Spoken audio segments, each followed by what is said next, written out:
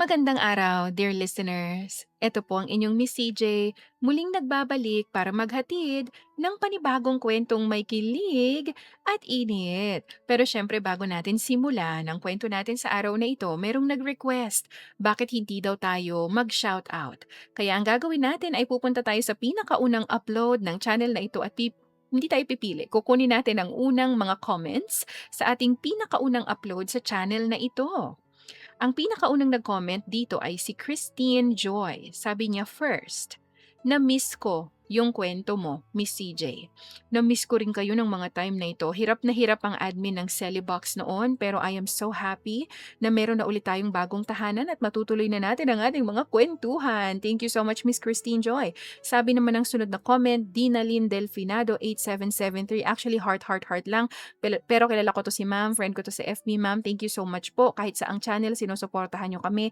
We really appreciate it. Ang number one naman sa aking puso na nagsusuporta sa inyong Miss CJ mula noon hanggang ngayon, si Miss Feli Duhali. Sabi niya, missing you, Miss CJ. I miss you too, Miss Feli. Thank you so much sa parati nyong pagsuporta sa akin or sa amin dito sa Celibox. Sabi ni Like705, happy, you're back, Miss CJ. Heart, heart, heart. Thank you, writer Papa P. You're welcome, ma'am. And yes, we are so back. Thank you, Miss Light. Sabi naman ni Life, Pleasure, and Faith. 9128. Thank you so much, Miss CJ at writer sa bagong kwento. Sana araw-araw ang kilig at upload nyo. Keep it up. Yes po, hangad po namin na mapakilig kayo araw-araw. Hindi man araw-araw pero pipilitin naming makapag-upload at least every other day kasi alam kong may mga abangers na rin ang kwentong CJ. Sabi naman ni Miss Angela Coba, nakaka-miss po ang mga kwento niyo, Miss CJ. Thank you so much, ma'am. Lagi ko pong nakikita ang pangalan niyo sa mga comments. I really appreciate it. Ito rin, isa rin to sa mga laging nagko-comment, si Emmy Makil. Palagi kong inaabangan ang istorya ninyo. From Europe with heart, heart, heart. Maraming salamat po, ma'am. Alam ko may time difference, nasa ibang panig kayo ng mundo, pero salamat po. At napapasaya namin kayo kahit na malayo kayo dito sa Pilipinas. Sabi naman ni Zora GZ7OY, ang tagal mo mag-upload, Miss CJ. Ang solid na tagapakinig mo na taga Santa Barbara, Iloilo. Yes, solid to si ma'am. Ma'am, ilongga kagali. Salamat gid sa pirmi mga pagpamati kag pagtanaw sa amon mga upload. We really appreciate it. Tani hindi ko maguntat. Pangitaon ko gid pirmi ang comment mo kada upload. Thank you, ma'am. Ayun. Alam niyo tumataba talaga ako, ang puso ko sa tuwing nagbabasa ako ng mga comments ninyo. Maraming maraming salamat po. Napakarami pang mga magagandang comments dito ang gusto kong mabasa rin ngayon. Pero syempre, hindi pwede dahil nakaabang kayo sa kwentong handog namin sa inyo ngayong araw na ito. Kaya kunin nyo na ang dapat yung kunin dahil sisimulan na natin ang kwento natin sa araw na ito. Ang kwentong ito ay kwentong isinulat ni Hans. Kwento ito ni Amara at ni Jackson na pinamagatang I'm in love with my bodyguard. O, di ba? Kunin niyo na yung headset niyo. Sisimulan na natin ang kwento natin sa araw na ito. Hindi ka ba talaga titigil, Amara? Palagi mo na lang akong binibigyan ng sakit ng ulo. Palagi ka na lang nasasangkot sa mga gulo. Nakatitig lang si Amara sa kanyang mga daliri habang pinakikinggan ng sermon ng kanyang ama na si Peter. Nakarating na naman kasi rito ang balitang nasangkot siya sa isang gulo noong nakarang linggo lang sa bar. Hindi naman siyang nagsimula ng gulo pero dahil kaibigan niyang binastos, ay nasali na rin siya. Ang pinakaayaw niya kasi sa lahat ay nababastos ang kanyang mga kaibigan. Dad, hindi naman ako nagsimula ng gulo. Hinipuan nila si Talia. Anong gagawin ko? Papabayaan ko na lang sila na bastusin si Talia? Giit ni Amara. Napahawak si Peter sa kanyang noo. Problemado sa ginawang away ni Amara. Kahit na, Amara, sana'y nagtawag ka na lang ng mga bouncer. Kung sa akin ba yung nangyari at nakita mo, papabayaan mo na lang ba, Dad? Aba, hindi pwede sa akin yun. Anak, masyado ka namang matapang. Paano kung magsampa ng kaso yung hinampas mo ng bote sa ulo? Alam mong artista ka, may imahe ka na dapat protektahan. Hindi mo ba yun naiisip? Napairap na lang si Amara sa katwiran ng kanyang ama. Alam niya naman na isa siyang artista at palaging matunog ang kanyang pangalan sa mga tao. Totoo rin na palagi siyang nasasangkot sa iba't ibang gulo dahil sa pagiging palaban at mataray niya. Pero ginagawa niya lang naman ang sa tingin niya ay tamang gawin. Dad, mabilis lang naman makalimot ang mga tao kapag may bagong issue next week. Kakalimutan na nila yung ginawa ko. Madali nga makalimot pero ano? Ikaw na naman ang magiging headline ng balita next week kasi may bagong kalokohan ka na namang kasasangkutan. Hindi na tama tong ginagawa mo, Amara. Palagi na lang ganyan. Inis na napasandal si Amara sa kanyang kinauupuan. Gusto niya ng magpahinga dahil sa pagod niya sa shooting. Ngunit heto siya at nakikinig sa sermon ng kanyang ama. Dad, kahit ano pang sabihin mo, hindi ako nagsisisi sa ginawa ko sa lalaking yun, no? Dapat nga, bangko nang hinampas ko sa kanya para magtanda talaga siya. Oh God! Kung nabubuhay lang ang mami mo ay panigurado dalawa kaming maninermon sa'yo ngayon. Daddy, nasa sementeryo siya ngayon. Gusto mo puntahan natin? Ay nako! Hindi ko na alam kung anong gagawin ko sa iyong bata ka. Sabi ni Peter habang pabalik-balik ng lakad sa harapan ni Amara. Alam mo, bibigyan na lang kita ng bodyguard. What? No freaking way! Yes, freaking way! Lahat ng gagawin mo, ire-report sa akin ang magiging bodyguard mo. At bukas na bukas din ay may bodyguard ka na. Tingnan ko lang kung hindi ka pa magtanda rito sa gagawin ko. Inis na tumayo si Amara sa kanyang kinauupuan. Ang ayaw na ayaw niya sa lahat ay merong nagbabantay sa kanyang kilos. Nawawalan siya ng kalayaan na gawin ang mga gusto niyang gawin. At imbis na makipagtalo pa sa kanyang ama ay pinili na lang niya na pumasok sa kanyang kwarto at magpahinga. Panigurado naman kasing hindi na magbabago ang desisyon ng kanyang ama. Lalo pa ngayon na mukhang nasagad na talaga ang galit nito. Kinabukasan ay tama nga ang sinabi ng ama ni Amara. May bodyguard na nga siya pero gusto niya ng kalayaan kaya gagawin niya ang lahat upang mapatalsik ang bodyguard na ibinigay ng kanyang ama. Sa loob lang ng 2 linggo ay nakalimang bodyguard si Amara.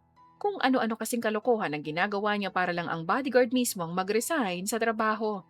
Ginagalitan siya ng kanyang ama ngunit wala siyang pakialam doon. Mas gusto niya ang kanyang kalayaan. Hindi siya makakapayag na may ibang pumupuna sa kanyang mga galaw.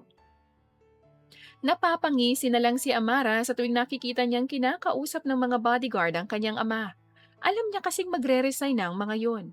Hindi makatagal ang mga bodyguard na kinukuha ng kanyang ama dahil sa mga kalokohan na kanyang ginagawa. Anak naman, nakalimang bodyguard ka na kaagad. Kaya nga kita binigyan ng bodyguard para may magbantay at bumigil sa mga gulong ginagawa mo pero sila naman itong ginagawan mo ng kalokohan. Hindi ko na alam kung ano ang gagawin ko sa iyo, Amara. Ngumisi si Amara habang pinagmamasdan ng kanyang ama na nakaupo sa swivel chair. Hinihilot nito ang noo na tila ba problemado sa kanya. Napatalsik niya ang mga bodyguard na kaka-hire lang kahapon. Agad na pinapunta si Amara ng kanyang ama sa opisina. Kaya ngayon ay nakaupo siya sa upuan na nasa harapan ng lamesa ni Peter. Wala siyang pakialam sa sinasabi ni Peter. Nakatingin lang siya sa kanyang kuko na kagagawa lang kaninang umaga. Amara, nakikinig ka ba sa akin? Sigaw ni Peter nang mapansin na mukhang walang pakialam si Amara dahil may iba itong tinitingnan. Yes, Dad? Pagkukunwari ni Amara. May sasabihin ka pa? Kailangan ko nang umalis, may photoshoot kasi ako. Baka kanina pa ako hinihintay ni Kathleen sa baba. Anak, maawa ka naman sa akin. Ilang taon ka na ba, ha? Kailan ka pa magtatanda? Kailan mo maiisip na ang mga maling ginagawa mong yan eh? Ay nako, Nahihirapang tanong ni Peter dahil mukhang wala na talagang pag-asa na tumino ang nag-iisa niyang anak. Dad, ikaw na rin ang may sabi, di ba? Matanda na ako, kaya ko na. Ang sarili ko, hindi ko na kailangan ng bodyguard na magbabantay sa akin. Kaya ko naman to eh. Hindi na ako bata para bantayan. hindi ka na bata pero isip bata ka naman dahil sa mga gulong kinasasangkutan mo. Natahimik si Amara. Alam niya naman na pasaway talaga siya. Sakit siya ng ulo ng kanyang ama pero ano bang magagawa niya? Hindi naman siyang nauunang gumagawa ng gulo eh. Ipinagtatanggol lang niya ang kanyang sarili. Aalis na ako, sabi ni Amara at kinuha ang bag na nakapatong sa lamesa. Isinuot niya yon sa kanyang balikat at naglakad na papunta sa pinto. Ngunit bago niya pa mahawakan ang doorknob ay muling nagsalita si Peter. Bibigyan kita ng bodyguard bukas. Sabi ni Peter. Napairap si Amara at tuluyang binuksan ang pinto. Hindi na niya pinansin ang sinabi ng kanyang ama dahil alam niyang mapapatalsik rin naman niya kung sino ang i-hire nito bukas. Ma'am, mabuti naman po bumaba ka na, kanina ka pa hinihintay ng direktor. Sabi ni Kathleen nang makasakay sa kotse si Amara. Napabuntong hininga si Amara at tiningnan si Kathleen, ang kanyang personal assistant. Ngumuso siya na tila ba nagsusumbong kay Kathleen. Tumawa naman si Kathleen at binigyan siya ng candy. Kilalang kilala na talaga siya ni Kathleen. Alam ko na yung itsura mong ganyan, ma'am. Pinagalitan ka na naman ni Sir, no? Natatawang tanong ni Kathleen. Ano pa nga ba? Wala namang bago ron. Sagot ni Amara. Napangisi na lang si Amara at ipinikit ang mata. Hindi lang siya ginulo ni Kathleen hanggang sa makarating sila ng set. Saglit pa siyang inayusan ni Kathleen at nang matapos ay dumiretso na sa kanyang pwesto. Naroon rin si Dave, ang kanyang partner sa bagong TV series na siya ang female lead at para sa promotion ng kanilang photoshoot ngayon. You're really beautiful, Amara. Bati ni Dave at tiningnan si Amara mula ulo hanggang paa. Tell me something I don't know. Sabi ni Amara na kinangisi lang ni Dave. Mabilis lang naman na natapos ang photoshoot kaya agad na nakauwi si Amara. Nagpahinga na lang siya sa kanyang kwarto at hindi na nakakain pa ng dinner. Wala kasi siya sa mood na kumain. Kinabukasan, nagising siyang mataas na ang araw.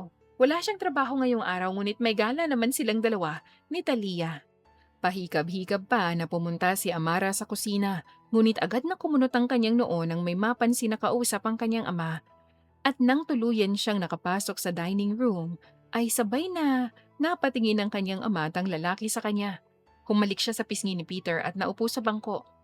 Tinititigan ng seryosong lalaki na ngayon ay nakatingin na rin sa kanya. Napaiwas ng tingin si Amara at uminom ng tubig. Hindi niya kasi makayanan ang tingin na ibinibigay ng lalaki sa kanya. Pakiramdam niya kakainin siya nito ng buo. Amara, meet Jackson Villanueva. He will be your new bodyguard. Jackson, this is my daughter Amara. Alam kong mahihirapan ka sa kanya dahil masyadong pasaway itong anak kong ito. Pero alam ko at may tiwala ako sa iyo na mababantayan mo siya ng mabuti. Nakangiting pakilala ni Peter. Napataas ang kilay ni Amara. Mariin siyang napatingin sa bagong bodyguard niya na ngayon ay seryoso pa rin nakatingin sa kanya. Dad, kailan ka mapapagod na bigyan ako ng bodyguard? Hanggat hindi ka tumitino ay hindi rin ako mapapagod na bigyan ka ng bodyguard. Sagot ni Peter. Umirap na lang si Amara at nagsimula ng kumain. Kinakausap pa ni Peter si Jackson pero wala siyang pakialam doon. Nang matapos siyang kumain ay agad na siyang naligo at nag-ayos. Nag-text na sa kanya si Talia at nasa mall na raw ito. Palabas na sana ng front door si Amara nang sumunod sa kanya si Jackson. Nilingon niya ang lalaki at sinamaan ito ng tingin.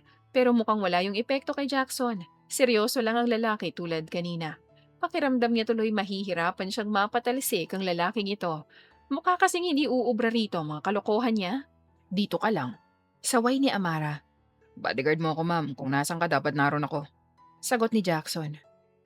Kahit nasa CR ako, susunod ka? Ibang usapan yan. Marina utos sa akin ni Sir Peter na bantayan ka pero hindi naman ako bastos para sundan ka pa sa CR. Bahala ka nga. Ipag-drive mo na lang ako. Agad na tumalikod si Amara at sumakay sa kotse. Sumunod din naman si Jackson ngunit hindi na niya pinansin ang lalaki. Tahimik lang siyang nakaupo sa likod ng kotse habang nag-iisip ng paraan upang matakasan si Jackson. At nang malapit na sila sa mall, isinuot na niya ang cap at shades para hindi siya makilala ng mga tao. Bumaba si Amara sa kotse at binilisan ang paglalakad ngunit ramdam niya si Jackson sa kanyang likuran. Sinubukan niyang humalo sa mga tao at yumuko para hindi siya makita ni Jackson. Ayaw niya talagang may nagbabantay ng kilos niya. Kaya susubukan niyang takasan ang lalaki. Ang tagal mo, reklamo ni Talia nang umupo si Amara sa isang upuan. Sorry na, may iniligaw pa kasi ako eh. Katwiran ni Amara at inilagay ang dalang shoulder bag sa lamesa. Bodyguard na naman yan no? Natatawang tanong ni Talia. Ano, nailigaw mo na ba? Oo naman, ako pa ba? Ewan ko sa'yo, tara na nga. Tumayo si Amara tumalikod kay Talia ngunit ganun na lamang ang gulat niya nang makita si Jackson. Nakatitig sa kanya ang lalaki. Hinawakan ni Talia ang kanyang kamay at hinila siya ngunit hindi niya magawang ihakbang ang kanyang paa. Hoy, anong tinitingnan mo dyan? Nagtatakang tanong ni Dalia at lumingon sa tinitingnan ni Amara. Type mo ba yung lalaking yan? Napansin ko kaagad na yung lalaking yan nakasunod sa iyo eh. Nakasunod siya sa akin? Oo, stalker mo ba yan? Gusto mo tumawag tayo ng security? Nasaan bang bodyguard mo? Dapat pala hindi mo iniligaw. Pero ang gwapo namang stalker yun, Amara. Patulan mo kaya? Hindi sumagot si Amara. Nakatitig lang siya kay Jackson hanggang sa lumapit na sa kanya ang lalaki. Isang beses siyang napaatras. Hindi makapaniwala na nakasunod lang pala sa kanya si Jackson mula pa kanina. Para pa man din siyang tanga na nakayuko habang nakikipagsiksikan sa mga tao dahil lang gusto niyang tumakas. Akala mo ba makakatakas ka sa akin? Ibahin mo ako sa mga naging bodyguard mo, Mama Mara. Di ka makakawala sa akin. Hindi pinahalata ni Amara ang pagkabigla. Sa itsura kasi ni Jackson ngayon mukhang hindi madaling mapatalisik ang lalaki. Mukhang nakahanap na nga siya ng kanyang katapat. Mabilis na lumipas ang mga araw. Naiinis si Amara dahil kahit na anong gawin niya, ay hindi niya talaga mapaalis si Jackson. Kung ano-anong kalokohan na ang ginawa niya pero mukhang wala talaga itong epekto sa lalaki. Niningisihan nga lang siya nito eh. Halatang inaasar siya nito dahil hindi gumagana ang mga plano niya. Ano ba? Hanggang dito ba naman sa garden nakasunod ka sa akin? Inis na tanong ni Amara. Kahit saan ka pa magpunta, babantayan kita. Simpleng sagot ni Jackson. Magkano bang sahod sa'yo ni Daddy? Dodoblehin ko na lang. Basta wag mo na lang akong sundan. Hindi na babayaran ng katapatan ko, ma'am. Kahit paanong gawin mo, susunod pa rin ako sa'yo. Inis na tumalikod si Amara. Pumunta siya sa garden dahil gusto niyang magpahangin. Isa pa gusto niyang kumain ng mangga. Meron kasing puno ng mangga sa garden nila at may mga bunga na rin yun. Mabilis na umupo si Amara sa bangko na nasa ilalim ng mangga. Naroon na rin ang mga platito, mangkok at alamang na pinakuha niya kanina sa kasambahay. Ang problema niya na ngayon kung paano kukuha ng mangga sa puno dahil hindi naman siya marunong umakyat. Hey, ikuha mo nga ako ng mangga, utos ni Amara kay Jackson. May pangalan ako, ma'am. Tawagin mo muna ako sa pangalan ko bago kita kunan ng gusto mo. Sagot ni Jackson, kaya mas lalong nainis si Amara. Fine, Jackson, kuhanan mo ako ng mangga. Say please. Jackson, kunin mo na ako ng mangga, please. Marina sabi ni Amara. Napairap si Amara nang umisi si Jackson, ngunit ganun na lang ang gulat niya nang biglang naghubad ng damit ang lalaki sa kanyang harapan. Pakiramdam niya wala na siyang ibang nakikita kundi ang magandang katawan ni Jackson. Bahagya pang ginulo ni Jackson ang buhok niya kaya mas lalo pa siyang napatulala sa lalaki. You're drooling. Biglang sabi ni Jackson. Umiwas ng tingin si Amara at pasimpleng hinawakan ang kanyang labi. Wala naman siyang laway kaya nilingon niya si Jackson upang samaan ng tingin, ngunit nakatalikod ng lalaki at aakyat na nga ng puno. Bawat muscle na gumagalaw sa katawan ni Jackson ay tinitingnan niya. Marami na rin naman siyang nakitang mga lalaking naka-topless, lalo na kapag photoshoot. Pero ibang klase ang katawan ni Jackson. Masyadong perpekto. Hindi na malaya ni Amara na nakababa na pala si Jackson at umupo na ang lalaki sa kanyang harapan at nagbabalat ng isang mangga. Tumikhim siya kaya napatingin sa kanya si Jackson. Ilang taon ka na? Tanong ni Amara. 32. Sagot ni Jackson at ipinagpatuloy ang pagbabalat ng mangga. Too old. Nakangising saad ni Amara. Too old for you? Ang kapal. Ikaw, ilang taon ka na? Tanong ni Jackson at bahagyang nilingon si Amara na ngayon ay nakanguso na. 28. Pagmamayabang ni Amara, inilagay niya pa ang kanyang braso sa dibdib para lang magyabang na mas bata siya sa lalaki. Pwede na. Anong pwede na? Pwede na para mag-asawa. Ayokong mag-asawa. Nakangusong sabi ni Amara at sumandal sa sandalan ng inuupuan. Salot lahat ng lalaki, katawan lang naman ang habon yung mga lalaki sa aming mga babae eh. Huwag mong nilalahat, nadadamay ako eh. Napaismid si Amara. Hindi niya inakala na may kayabangan din palang tinataglay ang bodyguard niya. May girlfriend ka ba? Bakit? Interesado ka sa akin ngayon? Malokong tanong ni Jackson habang hinihiwang manggat inilalagay sa platito. Nagtatanong lang naman ako. Sagutin mo na lang. Sagot ni Amara at kumuha ng isang kapirasong mangga bago isinawsaw sa alamang kaya napaungol na lang siya sa sarap. Ang sarap! Wala akong girlfriend ngayon, ikaw. May boyfriend ka ba? Tanong ni Jackson habang nakatingin kay Amara at kumakain ng mangga. Wala rin.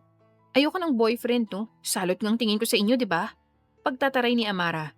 Sino ba nang loko sa'yo? Bakit ganyan na lang ang galit mo sa aming mga lalaki? Natatawang tanong ni Jackson. Walang nanloko sa akin, nagsasabi lang ako ng totoo. Makakahanap ka rin ng katapat mo, yung lalaking hindi ka lolokohin. Malay mo, nasa tabi-tabi lang pala. Nagkibit balikat si Amara at nagpatuloy sa pagkain ng mangga. Wala sa plano niya na magkaroon ng boyfriend o asawa kaya malabo ang sinasabi ni Jackson na makakahanap siya ng katapat. Mas pipiliin na lang niyang maging matandang dalaga. Salo talagang tingin niya sa lahat ng lalaki maliban na lang sa kanyang ama. Mabuti naman at tumagal si Jackson sa'yo. Sabi ni Peter. Saglit na napatigil si Amara sa pagkain. Walang trabaho ang kanyang ama ngayon kaya nakasabay niya itong kumain ng umagahan. Kung minsan kasi ay abala si Peter sa pagtatrabaho kaya madalas siya lang ang kumakain ng breakfast. Ngunit ngayon kasama niya itong mag-almusal. Mapapaalis ko rin yan, no? Saad ni Amara at ipinagpatuloy ang pagkain. Tumawa si Peter at binitawan ng kutsara sabay lingon kay Amara na nakanguso. Nagsusumbong sa akin si Jackson. Palagi ka raw nanliligaw. Pero nahuhuli ka naman niya. Sinubukan mo ring lagyan ng laxative ang pagkain niya. Pati yung cellphone niya itinago mo raw. Pero umubra ba ang mga kalokohan mo sa kanya? Hanga talaga ako kay Jackson. Mabuti na lang at nakilala ko siya. Mas lalong napanguso si Amara sa sinabi ni Peter. Naaalala na naman niya ang mga ginawa niyang kalokohan kay Jackson noon at ni isa roon ay hindi nagtagumpay. Masyadong magaling si Jackson at hindi niya mapaalis. Nakahanap ka na ng katapat mo, anak. Pang-aasar ni Peter at muling kinuha ang tinidor. Daddy, inis na sabi ni Amara. Alis na nga lang ako, may shooting pa ako eh. Uminom ng tubig si Amara at tumayo. Hinalikan niya muna ang kanyang ama sa pisngi bago pumunta sa garahe. Napairap siya nang makitang naroon na kaagad si Jackson. Sumakay na lang siya ng kotse at kinuha ang script. Naroon na rin si Kathleen at inaayos ang kanyang mga gamit. Nang makarating sa shooting area, ay agad na bumaba si Amara. Sumunod naman sa kanya si Kathleen at si Jackson na wala ring kibo. Pupunta na sana siya sa tent nang bigla siyang harangin ni Dave, ang leading man niya sa TV series na pinagbibidahan niya. Hey, good morning, Amara. Nakangiting bati ni Dave. Morning. Simpleng sagot ni Amara habang nagbabasa pa rin ng script. Sungit mo naman. Napag-isipan mo na ba yung tinanong ko sa'yo noong nakaraan? Dave, hindi ba sinabi ko na sa'yo na ayoko nga? Hindi ako tumatanggap ng manliligaw. Sagot ni Amara at ibinigay kay Kathleen ang script na hawak. Pero bakit naman? Gwapo naman ako ah. Napairap si Amara dahil sa sinabi ni Dave. Nagpaalam kasi sa kanyang lalaki na manliligaw ito sa kanya pero hindi siya pumayag dahil wala sa isip niyang magkaroon ng boyfriend. Umiwas siya ng tingin kay Dave at tumingin sa paligid. Napansin niya si Jackson na mariing na nakatitig sa kanilang dalawa ni Dave. Tila ba nakikiramdam at handang sumugod kung sakaling may gawing masama sa kanya si Dave? Wala akong pakialam kung gwapo ka, Dave. Sadyang ayoko lang talaga ng boyfriend ngayon. At ikaw na rin naman ang may sabi na gwapo ka. Marami pang ibang babae ang nandyan. Mag-focus na lang tayo sa trabaho natin, Dave, okay? Matapos siyang sabihin ni Amara, agad na siyang tumalikod. Pagpasok pa lang sa kanyang tent ay agad siyang naupo sa bangko. Nakasunod lang sa kanya si Jackson, na hanggang ngayon ay seryoso pa rin ang itsura. Hindi sumunod si Kathleen dahil kinuha nito ang ibang niya pang gamit sa kotse. Halatang gustong-gusto ko ng lalaking yun ah. Biglang sabi ni Jackson. Wala akong pakialam. Pagtataray ni Amara. Taray ah. Tatandang dalaga ka niyan. And who cares? Kaya ko naman ang sarili ko. Huwag ka magsalita ng tapos, ma'am. Umirap si Amara dahil sa sinabi ni Jackson. Pilit niyang pinapaalala sa sarili niya na ayaw niya ng boyfriend pero kapag kinakausap siya ni Jackson, pakiramdam niya, kakainin niya lang din ang sinasabi niya. Nagsimula yun ng kinuhanan siya ni Jackson ng mga mangga. Pakiramdam tuloy niya magugulo ang tahimik niyang mundo dahil kay Jackson. Lumabas ka nga muna, magpapalit ako ng damit. Utos ni Amara na agad namang sinunod ni Jackson. Muling tumayo si Amara at kinuha ang dress na kailangan niyang isuot. Agad siyang pumasok sa maliit na kwarto na nasa loob ng tent. Ngunit hindi niya inakala na sa likod pala ng zipper ng dress niya ay kailangan niyang isuot. Tatawagin na nga sana niya si Kathleen, ngunit naalala niyang wala nga pala roon ng babae, kaya wala siyang choice kundi kay Jackson magpatulong. Jackson, malakas na sigaw ni Amara habang yakap ang sarili. Nahuhulog kasi ang dress niya kaya kailangan niyang hawakan. Hirap na hirap siya dahil nga nasa likod ang zipper. Ma'am, Tanong ni Jackson habang nasa labas ng kwarto. Pumasok ka nga rito, tulungan mo ako rito sa loob. Utos ni Amara. Nakatalikod si Amara. Tanging kurtina lang kasi ang nakaharang sa pinto. Nang maliit na kwarto at nang marinig niya ang papalapit na hakbang ni Jackson ay hindi niya maiwasan na kabahan. Mabilis ang tibok ng kanyang puso. Pakiramdam niya lalabas na yon sa kanyang ribcage. bakit po ma'am? Tanong ni Jackson. Ayusin mo yung zipper dito sa likod ko, utos ni Amara. Halos mahigit ni Amara ang kanyang hininga nang maramdaman ng daliri ni Jackson sa kanyang likod. Mas lalo lang tuloy bumilis ang pagtibok ng kanyang puso. Ramdam niya rin ang hininga ni Jackson sa kanyang batok.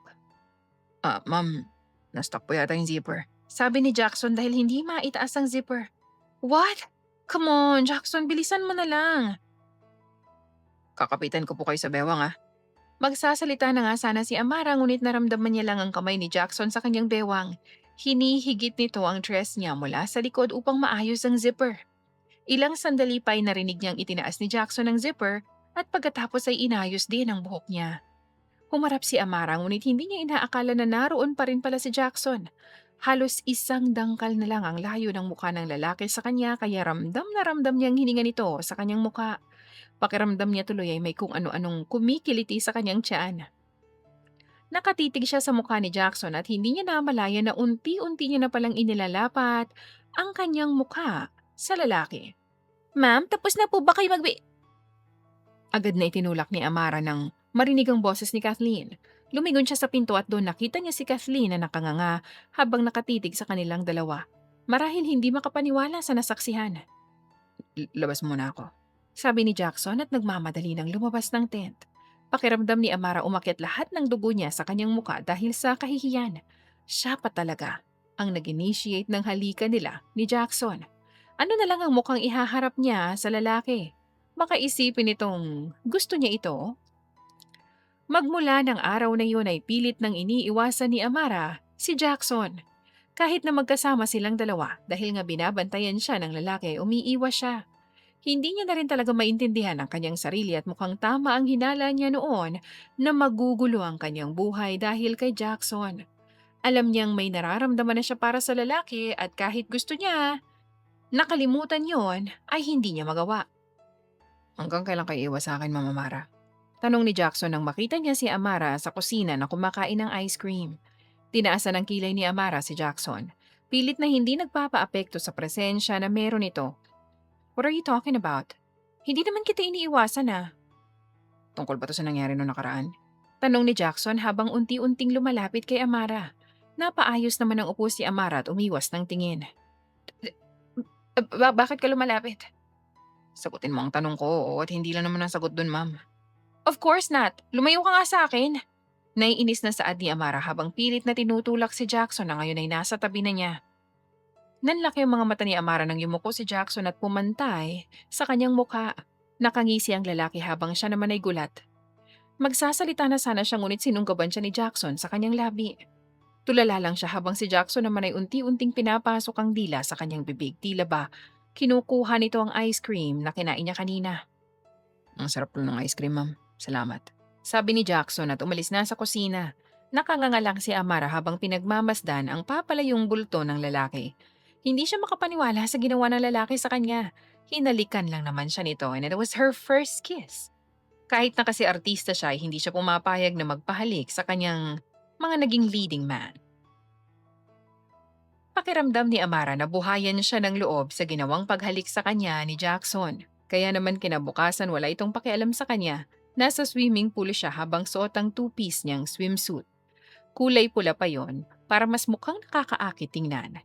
Nakabantay lang sa gilid si Jackson. Habang malayo ang tingin, habang siya nagpapakasarap sa tubig. Ilang beses niya ring sinubukang kunin ang atensyon ni Jackson, ngunit wala talaga itong pakialam sa kanya. Hey, samahan mo akong maligo, utos ni Amara kay Jackson. Kayo na lang, ma'am. Sagot ni Jackson habang malayo pa rin ang tingin. Napaasik si Amara na iinis siya kay Jackson dahil wala itong pakialam sa kanya matapos siyang halikan sa kusina. Natikman mo lang ang labi ko, ganyan ka na? Doon na lang lumingon si Jackson kay Amara na ngayon ay nakangisi na. Pinagbigyan lang kita, ma'am. Di ba't yun naman sana ang gagawin mo sa dressing room mo nun? What the hell? Maligo ka na lang dyan, ma'am. Magbabantay ako rito. Pakiramdam ni Amara ay natapakan ang kanyang ego dahil sa sinabi ni Jackson. Hanggang sumapit ang hapon ay bad trip siya. Kinagabihan napaisip siya ng plano kung paano niya makukuha ang lalaki. Naisipan niyang akitin si Jackson at sa gandang taglay niya ay alam niyang hindi siya matatanggihan nito. Bumuntong hininga muna si Amara bago kumatok sa pinto. Ilang sandali pa bumukas na ang pintuan. Bumungad sa kanya ang topless na katawan ni Jackson. Tanging tuwalya lang ang nakabalot sa bewang nito at basa pa ang buhok. Napatulala na lang siya sa katawan ni Jackson na parang siya pang naakit sa lalaki dahil sa ayos nito ngayon. May kailangan ka ba, ma'am? Biglang tanong ni Jackson nang hindi magsalita si Amara. Napakurap-kurap naman si Amara at mariing na kinagat ang kanyang labi bago itinaas ang bote ng wine. Let's drink? Gabi na po, ma'am. Bukas na lang po. Sagot ni Jackson. Come on, Jackson. Minsan lang naman ako humiling sa'yo eh. Pagbigyan mo na ako. Nakangusong sabi ni Amara na tila ba nagpapaawa. Napangiti si Amara ng dahan-dahang tumango si Jackson. Nilakihan ng lalaki ang pagkabukas ng pinto kaya dali-dali siyang pumasok sa loob. Inilagay niya ang wine at 2 wine glass sa lamesa bago umupo sa sahig. Si Jackson naman ay dumiretso sa kama at pinunasan ng buhok gamit ang isa pang tuwalya, kaya naman tahimik niyang pinagmamasdan ng lalaki. Napapalunok siya sa tuwing nababanat ang braso ni Jackson. Come here, Jackson. Tabihan mo naman ako. Yaya ni Amara kay Jackson. Dito lang po ako, ma'am. Sagot naman ni Jackson. Nahihiya ka ba sa akin? Tanong ni Amara at tumayo. Siya na mismo ang tumabi kay Jackson sa kama kaya napausog sa malayo ang lalaki. Wala naman akong sakit na nakakahawa, Jackson. I'm safe. Ngumisi si Amara nang makitang umiwas ng tingin sa kanya si Jackson.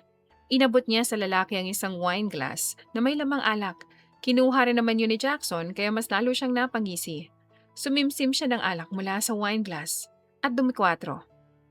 Ngayon, exposed na ang kanyang legs at pansin niyang napatingin doon si Jackson.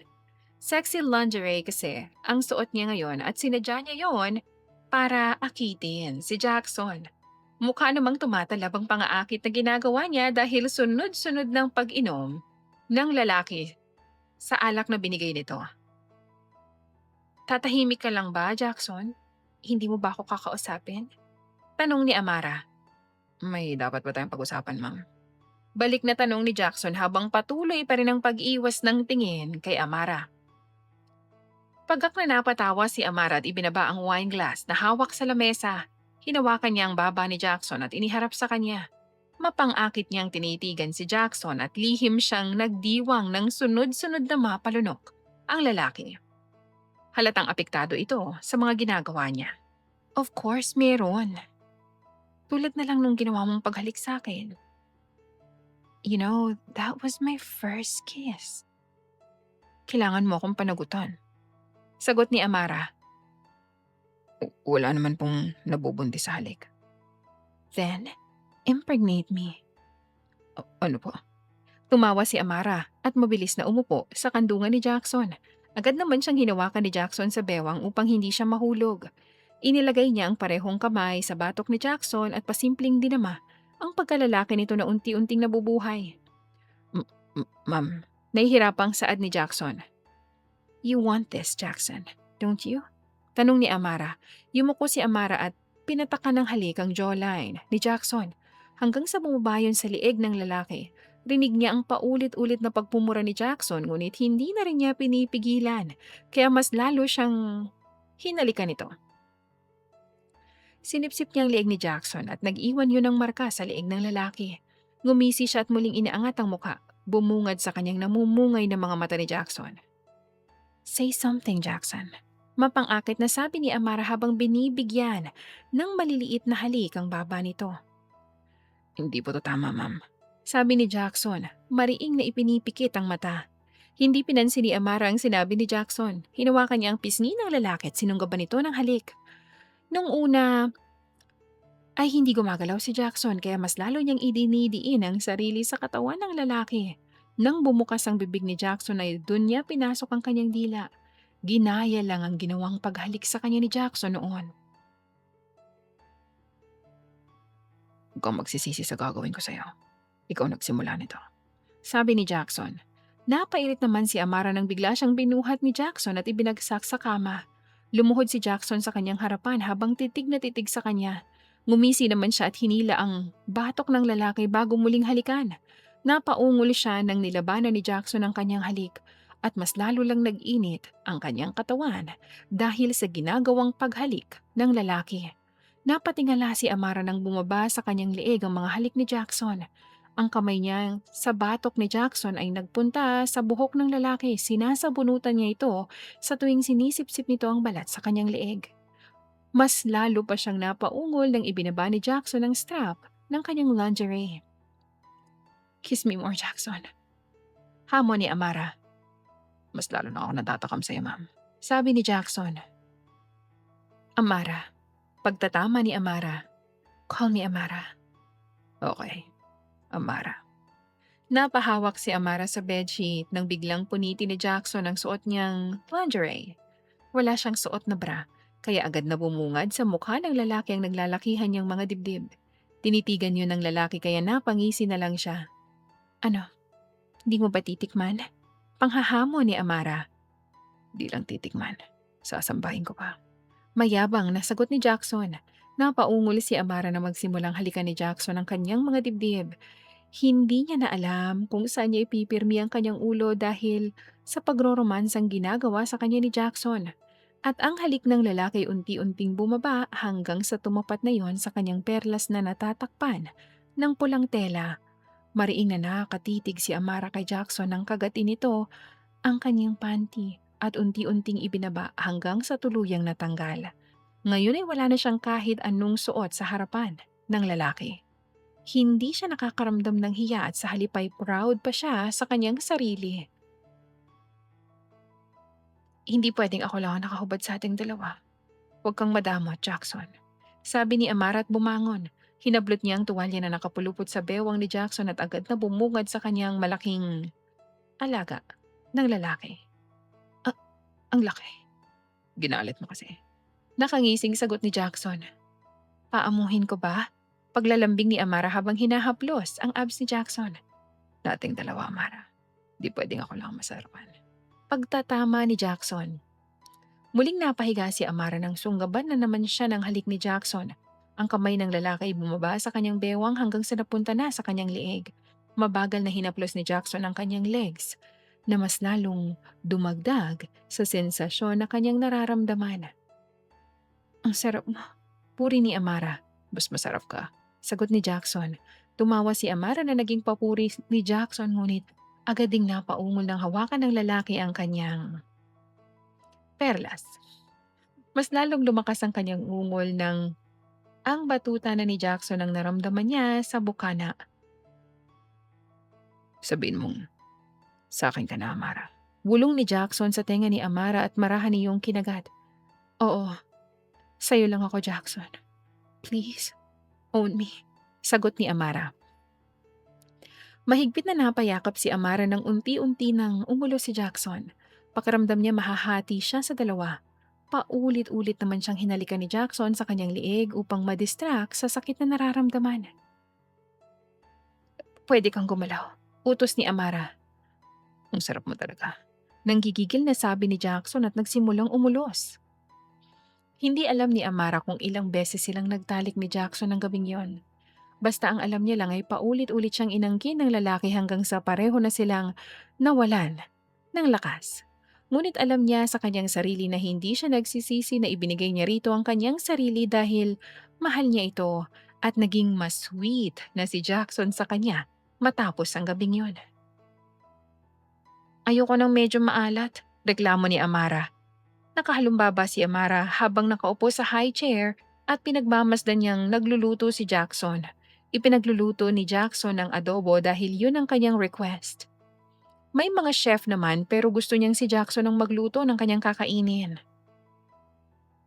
Man mo, kung pasok sa panlasa mo.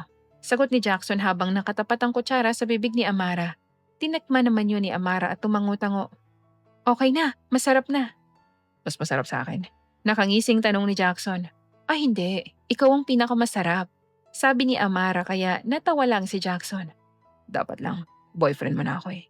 Kinagat ni Amara ang kanyang labi, pinipigilan ang kanyang sarili na huwag mapangiti dahil sa sinabi ni Jackson. Tama, boyfriend na niya ang kanyang bodyguard. Walang ligaw-ligaw na naganap dahil nga ng gabing may mangyari sa kanila ay idiniklara ni Jackson na boyfriend niya na ito. At sino ba siya para tumanggi? Kaya nga inakit niya si Jackson, di ba? Dahil mahal niya ito. Ano kaya magiging reaksyon ni Daddy kapag nalaman niyang ginawa ko ang bodyguard ko? Natatawang tanong ni Amara. Tumawa si Jackson at inilapag sa harapan ni Amara ang kanin at ulam. Panigurado yung magugulat yun. Ang utos niya kasi sa akin, bantayan ka pero sinalakay kita. Ako ang sumalakay sa'yo, ano ka ba? Inakit kita, di ba?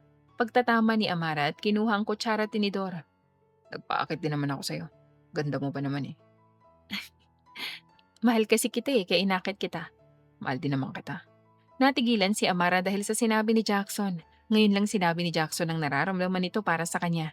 Nabitawan pa nga niya ang hawak na kutsara at tinidor at nilingon ng lalaki. Nakangiti ito sa kanya at unti-unting lumapit. Nagulat ka ba? Tanong ni Jackson at ipinulupot ang kamay sa bewang ni Amara. Mahal mo ako?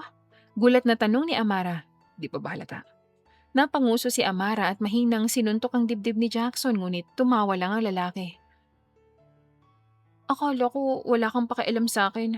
Nung hinalikan mo ako, hindi mo na ako pinansin kaya nagplano ako na akitin ka para makuha kita tapos ngayon, malalaman ko mahal mo pala ako. Pinipigilan ko lang yung sarili ko noon, Amara. Dahil alam ko na bodyguard mo lang ako. Dapat nga binabantayan lang kita pero noon pa man minahal na kita. Nakuha mo nga ako sa mga kalokohang ginagawa mo eh. Naiinis ako ng mga panahong iniiwasan mo ako kaya hinalikan kita. Pero doon ka naisip na mali ang ginawa ko. Pilit kong nilalagyan ng linya ang pagitan nating dalawa dahil alam ko mali. Pero isa kang walking temptation. Inakit mo ako. At marupok lang naman ako kaya nagpaakit din naman ako. Bakit walking temptation ka rin naman? Lalo na kapag nakahubad. Palagi kaya akong napapatitig sa'yo. Ang sarap mo kasi sa paningin. Tumawa si Jackson at hinawakan ang mukha ni Amara bago pinatakan ng halik ang labi ng babae. Handa akong harapin ang ama mo, Amara. Handa akong ipaglaban ka sa mga taong gustong sumira sa relasyon nating dalawa. Mahal na mahal kita. Mahal din kita, Jackson. Lumipas ang mga araw na naging masaya ang relasyon ni na Amara at Jackson. Kontento na si Amara sa kung ano ang meron sila ni Jackson ngunit patago nga lang silang nagde-date ng lalaki dahil hindi niya pa inilalabas sa publiko na may relasyon sila ng lalaki. Kailangan niya munang mag-focus sa ka-love team niya ngayon na si Dave dahil nga may ilalabas silang TV series. Tanggalin mo na yung cup mo, wala namang makakakilala sa'yo rito. Natatawang sabi ni Jackson. Are you sure? Nag-aalalang tanong ni Amara habang tumitingin-tingin sa paligid. Mahal, nasa gitna tayo ng kabukiran. Sa tingin mo ba may paparazzi pa rito? Kaya nga dito kita dinala dahil gusto ko masolo ka at walang umaali-aligid na lalaki sa'yo. Sagot ni Jackson habang inilalatag pang isang blanket. Ngumuso naman si Amara at tinanggal ang cap na suot. Hindi niya alam kung nasaan sila ni Jackson. Basta na lang kasi siya hinila ng lalaki at isinakay sa kotse. Araw ng Sabado ngayon at mabuti na lang wala siyang trabaho kaya may oras siya para kay Jackson. Umupo ka na, mahal. Yaya ni Jackson na agad namang sinunod ni Amara. Ang ganda rito, nakangiting sabi ni Amara habang pinagmamasdan ng buong paligid. Nasa ilalim kasi sila ng puno kaya naman mainit at naririnig niyang mga huni ng ibon. Bakit nga pala dito mo ako dinala? Gusto nga kitang masolo. Palagi na lang yung mayabang na lalaki na yun ang kasama mo. Sagot ni Jackson at umiwas ng tingin kay Amara. Tumawa si Amara at nilingon si Jackson. Nagsiselos ka kay Dave? Bakit ako magsiselo sa lalaking yun? Di hamak naman na mas gwapo ako ron. Oo, at mas mahal kita, no? Tumawa si Amara nang makitang namula ang tenga ni Jackson. Sa reaksyon pa ng lalaki ngayon ay halatang nagsiselos ito kay Dave. Sunod-sunod na kasi ang mga mall shows niya at kailangan niyang magpaka-sweet kay Dave para sa promotion ng TV series nila. Kailangan nila ng fan service para pumatok ng husto ang TV series na pinagbibidahan nilang dalawa. Hindi niya naman inaakala na magsiselos pala si Jackson. Sa laki ng katawan mo at ang angas mong tingnan pero nagsiselos ka pala?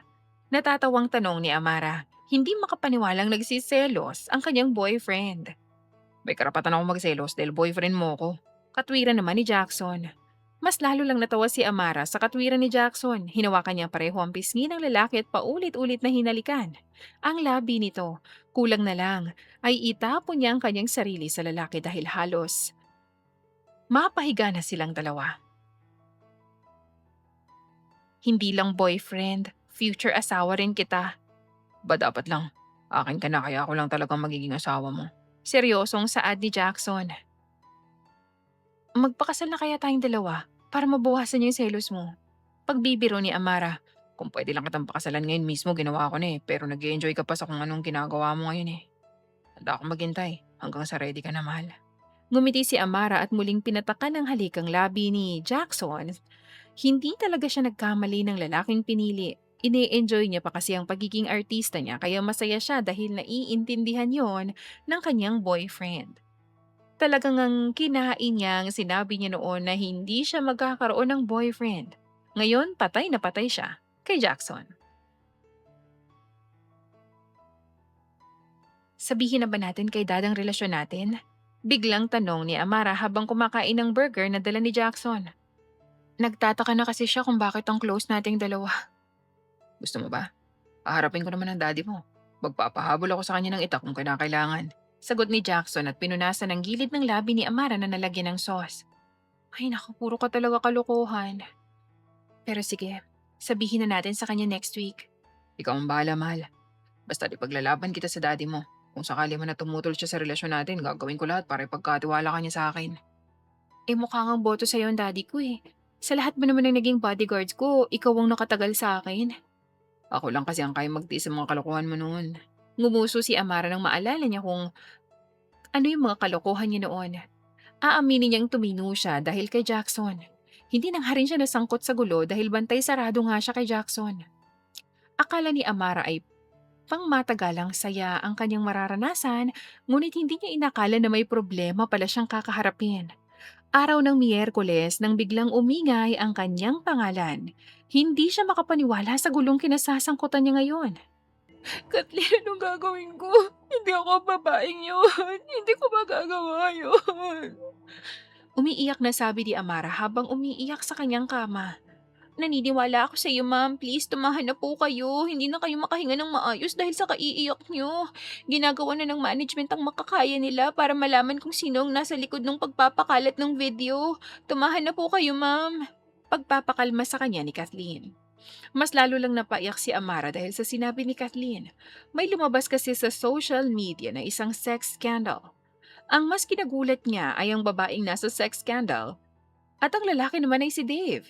Ngunit alam niya sa sarili niya na hindi siya yon dahil tanging si Jackson lang ang pinag-alayan niya ng kanyang katawan. Sumakto pa talaga na wala si Jackson sa kanyang tabi dahil nagpaalam ang lalaki na may aasikasuhin. Wala siyang ibang matakbuhan ngayon kundi si Kathleen. Edited yun, Kat. Hindi ako yung babaeng yun. Alam ko po, ma'am. Kumalma po muna kayo, please. Kahit anong pilit ni Amara na ikalma ang kanyang sarili ay hindi niya magawa lalo pat naririnig niya ng paulit-ulit ang pag-vibrate ng kanyang phone.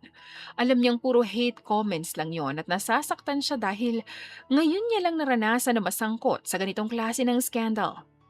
Oo nga at puro gulo ang kinasasangkutan niya noon ngunit mas malala ito ngayon. Magtatago ako, Kath. Please, ilayo mo ko rito. Ayoko na rito. Po? Pero paano po si Jackson? Ma'am, panigurado hahanapin ka niya. Ayoko ba naharapin si Jackson, Kat? Baka magalit siya sa akin. Alam ko na may alam na rin siya ngayon sa mga nangyayari. At wala na akong pamukhang maiharap sa kanya, Kat. Dahil noon pa man nagsiselos na siya kay Dave, paano ko maniwala na siya sa scandal? Hindi ko kakayanin yun, Kat. Please, itago mo ako.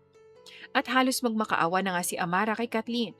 Kulang na lang lumuhod na siya sa harapan ng babae ngunit mabuti na lang at naiintindihan siya nito. Agad silang nag-impake ng mga gamit. Si Kathleen na rin ang nag-drive ng kotse habang siya'y umiiyak na lang sa front seat habang iniisip ang sex scandal niya. Hindi alam ni Amara kung saan siya dinala ni Kathleen pero sa palagay niya ay nasa probinsya siya ngayon dahil kakaunti lang ang bahay na nakikita niya. Sa isang hindi kalakihang bahay siya dinala ni Kathleen. Dumito po muna kayo, ma'am. Huwag po kayong mag-aalala dahil mababait po ang mga tao rito. Pwede po kayong manatili rito hanggang gusto nyo. Sabi ni Kathleen. Tumingin-tingin sa paligid si Amara, pinagmasdan ang ayos ng bahay na may kalumaan na. Kanino to bahay na to?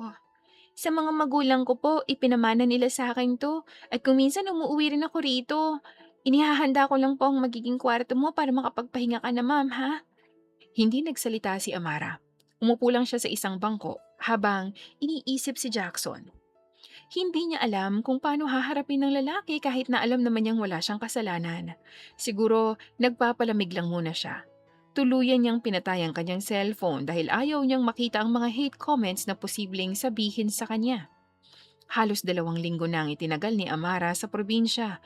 Hindi rin siya gaanong lumalabas ng bahay at tanging si Kathleen lang ang umaalalay sa kanya. At hanggang ngayon ay hindi pa rin niya binubuksan ang kanyang cellphone.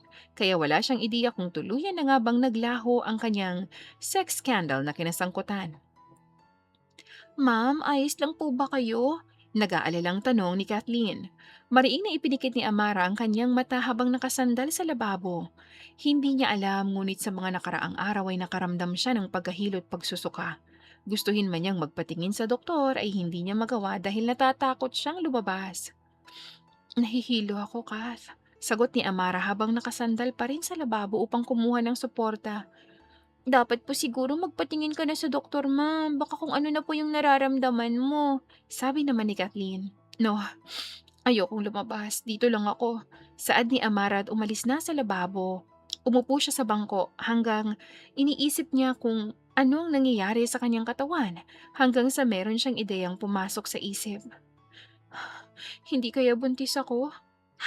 Buntis? Gulat na tanong ni Kathleen at nilapitan si Amara bago ito umupo sa harapan nito. Nag-ano na po kayo ni Jackson? Walang proteksyon. Sagot ni Amara at dahan-dahang tumango. Diyos ko, hindi niyo po ba alam ang kasabihan na magproteksyon bago umaksyon? Ang tinik naman ni Jackson. May isip ko pa ba yun kung kasarapan na ako, Kat? Nakangusong paliwanag ni Amara. Ay nako, dito ka lang ma'am, bibili lang ako sa butika ng pregnancy test. Hindi na nakasagot si Amara dahil agad nang umalis si Kathleen. Hindi niya alam ngunit masaya siya sa ideyang baka nga buntis siya. Ang ibig sabihin lang ay dinadala niya ang anak nilang dalawa ni Jackson. Patapos na rin naman ang susunod na buwan ng kanyang kontrata at kapag totoong buntis siya ay titigil na siya sa pagiging artista. Agad na ginamit ni Amara ang biniling pregnancy test ni Kathleen. Nang makarating ito mula sa butika, kinakabahan man ay lumabas siya sa CR habang hawak ang pregnancy test. Nakaabang naman si Kathleen sa harap ng CR. Ano pong resulta, ma'am? Tanong ni Kathleen nang makalabas ito sa pinto. Positive. Sagot ni Amara. Hindi makapaniwala si Amara. Ang sayang kanyang nararamdaman ay sobra-sobra. Buntis nga talaga siya. Sa anak nilang dalawa ni Jackson.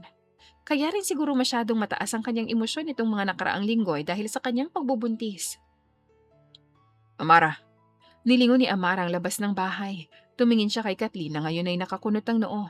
Kilalang kilala niya kung kaninong boses yon. Kahit na kinakabahan ay lumapit siya sa pinto upang buksan ang pinto. Hindi nga siya nagkamali dahil nasa harapan ng pintuan ang lalaking mahal niya. Jackson? Labas muna ako ha. Sabi ni Kathleen at nagmamadaling lumabas bago isinarado ang pinto. Hindi alam ni Amara kung ano ang dapat niyang gawin. Halata kasi sa mukha ni Jackson na galit ito, kaya nakaramdam siya ng takot. Pakiramdam niya tuloy gusto na lang niyang lumabas ng bahay at magtago na lang sa ibang lugar. Bakit mo ko iniwan? Galit na tanong ni Jackson. Hindi ko naman gustong iwan ka, Jackson. Pagdadahilan ni Amara. Sarkastikong tumawa si Jackson habang pilit na kinakalma ang sarili. Hindi. Pero itong ginagawa mo, Amara. Nagtago ka, iniwan mo ko. Sino ba ako sa buhay mo, ha? Boyfriend mo ba ako? Bakit kailangan sa ibang tao ka pa malaman ang nangyaring ganun sa'yo, ha? Bakit di mo man lang ako naisip? Pakiramdam ni Amara anumang oras ay maiiyak na siya dahil sa galit na boses ni Jackson. Ngayon niya lang kasi nakitang magalit ang lalaki dahil malambing talaga ito sa kanya. At naiintindihan naman niya kung bakit galit ito. Siya rin naman kasi ang may kasalanan. Jackson. Boyfriend mo ako, Amara. Pwede mo akong sabihin ang lahat ng problema mo. Na kahit anong mangyari, sa'yo akong mananatili. Mananatili ako sa tabi mo, pero anong ginawa mo? Para akong tanga na tawag ng tawag sa'yo pero nakapatay naman ang cellphone mo. Kung sino-sino nang pinagtanungan ko para lang mahanap kita dahil gusto ko sa tabi mo lang ako. Gusto kong lumaban na nasa tabi mo ako, pakiramdam ko tuloy wala kang tiwala sa akin. Jackson. Hindi. Hindi mo kasi naiintindihan. Paano ko maiintindihan kung pinagtataguan mo ako? Doon na umiyak si Amara. Ngayon niya lang naisip ang kamali ang ginawa niya. At nang dahil nga sa kagagawan niya, ay galit ngayon ang lalaking mahal niya. Karapat-dapat pa ba siya kay Jackson? Wala ako mukhang iharap sa'yo dahil dun sa sex scandal na yun, Jackson. Hiyang-hiya ako. Pakiramdam ko ang dumi ko kahit alam ko namang hindi ako ang babaeng nasa scandal na yun eh. Ilang beses mong sinabi sa akin na nagsaselos ka kay Dave kaya natakot ako na baka maniwala ka dun sa scandal na yun. Mapaklang tumawa si Jackson. Wala ka ba talagang tiwala sa akin, Amara? Jackson, hindi. May tiwala ako sa'yo. Meron naman pala. Pero bakit di mo ako kinausap? Amara, di naman ako basta-basta maniniwala sa mga ganong paratang eh. Alam ko noon pa man, maloko ka na talaga. Madalas ka nasasangkot sa mga gulo pero alam kong di mo magagawa ang ganong bagay sa ibang lalaki. Malaki ang tiwala ko sa'yo. Alam ko ang katawan mo, Amara. Nakita ko yung video kaya alam kong hindi ikaw yun. I'm sorry. Patawarin mo ako kung pakiramdam mo hindi kita pinagkatiwalaan. Patawarin mo ako kung inuna ko ang takot ko. Patawarin mo ako kung kapakanan ko lang ang iniisip ko nung tumakas ako. Please, huwag ka na magalit sa akin. Talagang galit ako, Amara. Kulang na lang suyurin ko ng buong Pilipinas para mahanap kita. Muntik na akong mabaliw nang hindi kita makita sa bahay niyo. I'm sorry, Jackson. Nagpadalos-dalos lang ako ng decision ko. Hindi ko naisip ang mararamdaman mo. Patawarin mo ako, please. Napaupo si Amara dahil sa panghihina ng kanyang tuhod. Hindi niya makayanan ang galit na nararamdaman ni Jackson. Sising-sisi siya kung bakit nagpadalos-dalos siya ng desisyon. At habang umiiyak ay naramdaman niya lang niya ang kamay niya na biglang pumulupot sa kanyang katawan. Itinaas niya ang kanyang ulo at sumalubong sa kanya ang nag-aalalang mukha ni Jackson. Ngumiti ang lalaki sa kanya at pinunasan ng luhang tumutulo sa kanyang mata. Taan naman. Shh. Di na ako galit. Nag-aalalang sabi ni Jackson. I'm sorry. Shh. Stop crying. Di na ako sisigaw ulit. Tahan na. Napahawak si Amara sa braso ni Jackson nang bigla siyang buhati ng lalaki. Umupo ito sa bangko at inilagay siya nito sa kandungan nito. Para siyang batang nakasandal sa balikat ng lalaki. Paulit-ulit naman siyang hinahalikan ni Jackson sa sentido para patahanin sa pag-iyak. Tama na. Tumaan ka na. Uwi na tayo ng Manila. Nag-aalala ng daddy mo sa'yo. Magagalit sa akin si Daddy. Di siya magagalit. Kinausap ko na ang daddy mo. Sinabi ko na rin sa kanya tungkol sa relasyon nating dalawa. Tanggap niya na rin naman tayo. Hindi naman yung tungkol sa relasyon natin kung bakit siya magagalit eh. May iba pa. What? Ngumuso si Amara, tiningnan si Jackson na naguguluhan. Umayo siya ng pagkakaupo sa kandungan ng lalaki at hinawakan ng magkabilang pisngi nito. Jackson, I'm pregnant. Come again. Hindi makapaniwalang tanong ni Jackson. Buntis ako. Magkakaanak na tayo. Sagot ni Amara. Napatili siya nang biglang tumayo si Jackson at inikot-ikot siya. Ramdam niya ang saya ni Jackson base sa reaksyon nito. Sumisigaw-sigaw pa nga ang lalaki kaya natawa na lang siya. Kailangan na nga tagal natin bumalik ng Maynila. Sabi ni Jackson. Oo, mahal. Sasama na ako sa'yo pabalik. Sagot ni Amara. Ngumiti si Jackson at hinalikan si Amara na punong-puno ng pagkasabik. Mahal na mahal kita, Amara. Mahal na mahal din kita, Jackson. Hindi na nagmatigas pa si Amara at sumama na lang din siya kay Jackson. Habang nasa biyahe ay doon sinabi ni Jackson na si Dave pala ang nagpakalat ng sex video. Hindi siya makapaniwala na ang lalaking yun pala ay ang may kagagawa ng scandal niya na hindi naman totoo. Sinabi ni Jackson na edited ang video. Pinalabas niya lang na siya ang babaeng kasex ni Dave kaya gusto niyang sugurin si Dave para masabunutan. Handa ka na ba, ma'am? Tanong ni Kathleen. Bumuntong hininga si Amara at paulit-ulit na tumango. Nagpasya siya kasi ang kumpanya niya na magkaroon siya ng interview para na rin mabigyang linaw ang scandal na kinasangkutan niya. Isa pa ay may sasabihin din siya sa kanyang mga fans. Handa na ako, Kath. Sagot ni Amara. Muling bumuntong hininga si Amara at naglakad na papunta sa stage.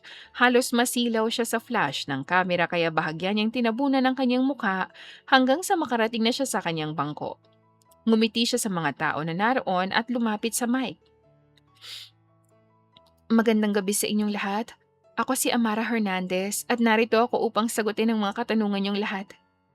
Miss Amara, totoo po bang kumakalat na sex video niyo ni Mr. Dave noong nakaraang buwan? Tanong ng isang reporter. No, it was edited. Hindi akong babaeng nasa video. Si Dave din ang may kagagawa ng video na yon. Dahil hindi ko siya pinayagang manligaw sa akin noon. Yun ang naisip niyang paraan para makaganti sa akin. Nagpatuloy ang tanungan ng sinasagot ni Amara. Kung ano ang alam niya, yun ang sinasagot niya. Hindi siya nagsisinungaling. Nakita niya pa si Jackson na nasa gilid ng stage nang umingiti sa kanya kapag napapatingin siya rito. Miss Amara, ngayon natapos na po ang kontrata niyo, may balak po ba kayong pumirma ulit ng panibagong kontrata sa ilalim ng entertainment company niyo? Tanong naman ng isa pang reporter. Ngumiti si Amara at dahan-dahang ngumiti. No, actually, I have an announcement to make. Tapos na ang kontrata ko at sa tingin ko, hindi na ako babalik sa mundo ng showbiz. Sunod-sunod na bulungan ang narinig ni Amara. Alam niyang ganito ang mangyayari at handa naman siya sa kung ano ang maaaring kalabasan ng aksyon na ginawa niya. Hindi siya magsisisi sa gagawin niyang desisyon. May dahilan po ba kung bakit aalis ka na sa showbiz, Miss Amara? Muling tanong naman ng isa pang reporter. I'm pregnant, sagot ni Amara at iba't ibang reaksyon ang kanyang naririnig. Iisang lalaki lang ang pinagbigyan ko ng sarili ko. At yun ay ang lalaking mahal ko. I know marami ang madidisappoint sa desisyon kong ito. Mahal ko ang showbiz at mahal ko kung ano man ang ginagawa kong trabaho pero mas mahal ko si Jackson and I'm ready to settle down with him. At ngayon, magkakaroon na kami ng anak. Akala ko po ba wala kayong balak mag-asawa, Miss Amara? Tanong naman ng isang reporter. Akala ko rin yun eh. Pero binago ako ni Jackson. I used to be a man-hater, but when he came into my life, mga simpleng galawan niya, nahulog talaga ako. At alam kong hindi na ako makakaahon pa sa pagkakahulog kong yun sa kanya. Sa sitwasyon na to, si Jackson ang pipiliin ko. Ngumiti si Amara at magsasalita pa sana ngunit nagulat siya nang biglang umakyat sa stage si Jackson na may hawak na mic. Lumapit sa kanya si Jackson at dahil walang lamesa sa harapan niya, ay hinawakan ng lalaki ang kanyang kamay at humarap sa mga tao.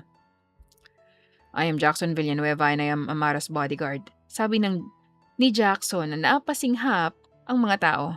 I know marami ang magugulat na ang isang bodyguard mahuhulog sa superstar na tulad ni Amara and I love her so much. Kaya kong kalabanin ng lahat. Huwag lang siyang masaktan ulit. Siguro rin ay maraming magiging basher dahil nabuntis ko ang idol nila. Pero handa akong panindigan si Amara. Mahal na mahal ko ang babaeng to. Hindi ko kailangan mag-alala sa mga fans ni Amara dahil iingatan ko siya. Aalagaan at mamahalin ko ng husto ang kanilang idol. Napangiti si Amara habang nakatitig kay Jackson na nagsasalita. Ngunit gano'n na lang ang kanyang gulat nang biglang lumuhod sa kanyang harapan si Jackson. Maging ang mga tao'y napasinghap sa ginawa ng lalaki. Jackson. Mahal, maraming salamat sa pagpili mo sa akin. Nung nalaman ko na buntis ka sa anak nating dalawa, mas lalo lang akong nabuhayan ng loob na gawin to sa'yo. At ngayon nabigyan ako ng pagkakataon na gawin ang bagay na matagal ko nang gustong gawin sa'yo. Sa harap ng maraming tao ngayon at sa harap ng mundo, gusto kong sabihin sa'yo na mahal kita. At walang makakapantay sa pagmamahal na meron ako para sa'yo. Sobrang swerte ko dahil minahal mo ang isang katulad ko. At nais ko yung pagsigawan sa buong mundo kung gaano kita kamahal. Baliw na baliw ako sa'yo. Siguradong sigurado ako sa'yo at ikaw lang ang gusto kong makasama habang buhay. Pinunasan ni Amara ang mga luhang tumakas mula sa kanyang mata. Hindi pa rin siya makapaniwala sa ginagawa ni Jackson. Wala na nga siyang pakialam sa mga flash at bulungan ng mga tao dahil tanging kay Jackson lang ang atensyon niya. Mahal na mahal kita, Amara Hernandez. Will you spend the rest of your life with me? Will you marry me, mahal? Oo, Jackson. Magpapakasal ako sa iyo, Jackson. Umiiyak na sagot ni Amara. Napangiti si Amara nang unti-unting isinuot ni Jackson ang singsing sa kanyang palasingsingan. Tumayo ang lalaki at yumuko upang halikan siya. Sumisigaw ang mga tao ngunit tanging si Jackson lang ang kanyang nakikita. Hindi niya tuloy masukat ang kanyang sayang nararamdaman. Mabilis na lumipas ang mga araw. Ikinasal si Amara kay Jackson. Tulad ng desisyon ni Amara ay hindi na nga siya pumirma ng panibagong kontrata. Gusto niya na mag-focus na lang sa kanyang pamilya. Ikinasal din silang dalawa ni Jackson dahil nais ng lalaki na bago pa man niya maipanganak ang kanyang anak ay legal na silang mag-asawa. Sa tulong ng kanyang ama ay napabilis ang pagproseso ng kanilang kasal. Isang taon ang lumipas nang lisanin ni Amara ang showbiz. Tutok siya sa pagiging ina at asawa sa kanyang pamilya. Hindi naman siya nagsisisi sa desisyon na pinili niya dahil masaya siya sa pamilya niya ngayon. Mal, saan pang masakit? Malambing na tanong ni Jackson habang pinipisil-pisil ang kamay ni Amara. Diyan lang, mahal. Napagod lang siguro kanina yan sa pagbabantay ng anak natin kaya sumasakit ang palapulsuhan ko. Sagot ni Amara. Mahal, sabi ko naman sa'yo, huwag mong sasanayin ng buhat si Jardine. Magpapahinga ka rin dapat. Kaya mo, ako nang bahala dyan sa anak natin. Saad naman ni Jackson. Ngumiti si Amara at hinawakan sa pisngi si Jackson. Magmula nang tumigil siya sa showbiz ay pinagbawalan na siya ni Jackson sa pagtatrabaho ng kahit ano. Nagpatayo kasi ang lalaki ng maliit na kumpanya gamit ang ipon nito. Sinubukan niya pang tulungan si Jackson ngunit tumanggi ang lalaki. Katwiran niya ito raw ang padre de pamilya kaya nararapat lang na buhayin siya nito. Masasabi niyang tama talaga ang kanyang desisyon.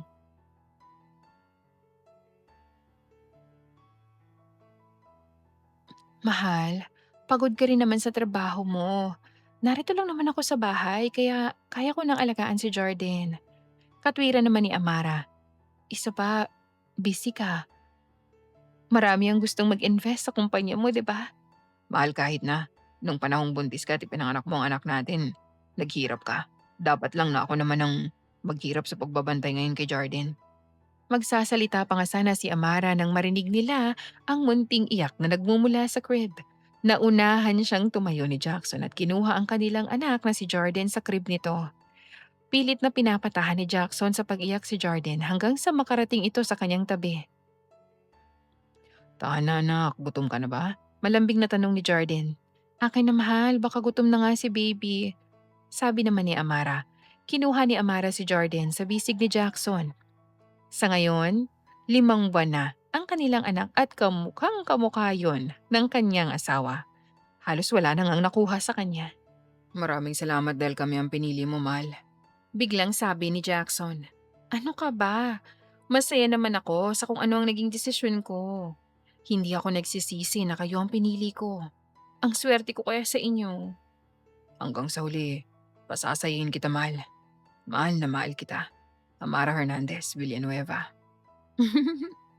Mahal na mahal din kita, Jackson Villanueva. Akala ni Amara noon hindi siya magmamahal ng lalaki dahil akala niya tatanda na lang siyang dalaga dahil nga man-hater siya. Pero dumating sa buhay niya si Jackson at masasabi niyang binago nga talaga siya ng lalaking ito. Lahat ng pananaw niya ay binago ni Jackson. Nung mga panahong may problema siya ay hindi siya sinukuan ni Jackson. At nang dahil doon, mas lalo niyang minahal ang lalaki. Mahal niya ang pagiging artista dahil yun talaga ang kanyang pinangarap nung bata pa siya. Pero mas mahal niya si Jackson. Masasabi niyang successful na siya sa buhay dahil kontento na siya sa kung ano ang meron siya ngayon. Dear listeners, dito na po nagwawakas ang isa na namang napakagandang kwento ng pag-iibigan ni Amara at ni Jackson at naway nasiyahan ang mga puso ninyo sa kwentong handog namin sa inyo ngayong araw. Balik po kayo ulit para sa isa na namang kwentong pagsasaluhan natin dito lang sa kwentong CJ yan. At muli, eto ang inyong Miss CJ na palaging nagpapasalamat sa patuloy niyong pagsuporta at pagtangkilik sa mga kwentong handog namin para sa inyo. Hanggang sa muli. Paalam!